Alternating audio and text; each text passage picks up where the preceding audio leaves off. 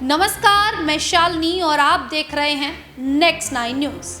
उत्तर प्रदेश में सीएम योगी आदित्यनाथ को बड़ी जिम्मेदारी दी गई है।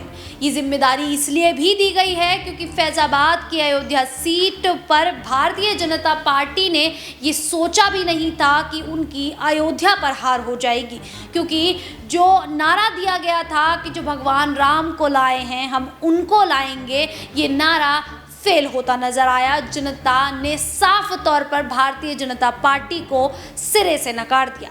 ऐसे में अब सवाल बन जाता है भारतीय जनता पार्टी की प्रतिष्ठा का, और उस प्रतिष्ठा के चलते सीएम योगी आदित्यनाथ को मिल्कीपुर की जिम्मेदारी दी गई है।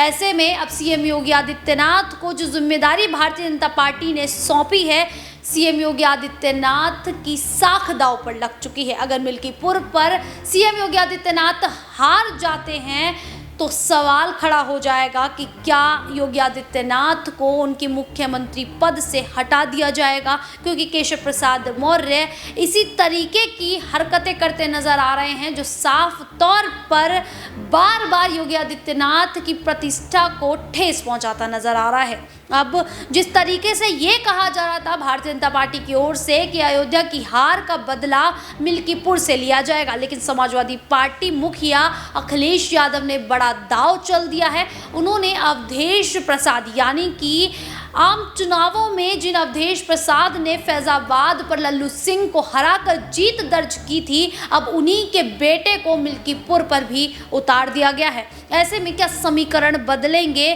क्या भारतीय जनता पार्टी मिल्कीपुर पर जीत पाएगी, या फिर अजीत प्रसाद भी अपने पिता की तरह ही मिल्कीपुर से जीत दर्ज करते हुए नजर आएंगे?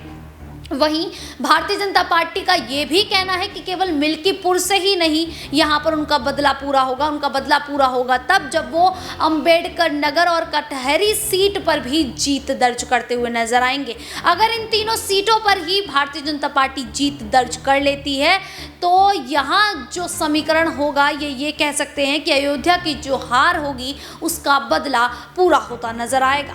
सवाल वही खड़ा हो जाता है कि भारतीय जनता पार्टी क्या इन 3 सीटों पर जीत दर्ज करती हुई नजर आएगी भी या नहीं। फिलहाल अब इस पूरे मुद्दे पर आप लोगों की क्या राय है, हमें कमेंट करके जरूर बताइएगा। उसी प्रकार की देश दुनिया से जुड़ी खबरों के लिए देखते रहिए नेक्स्ट 9 न्यूज़।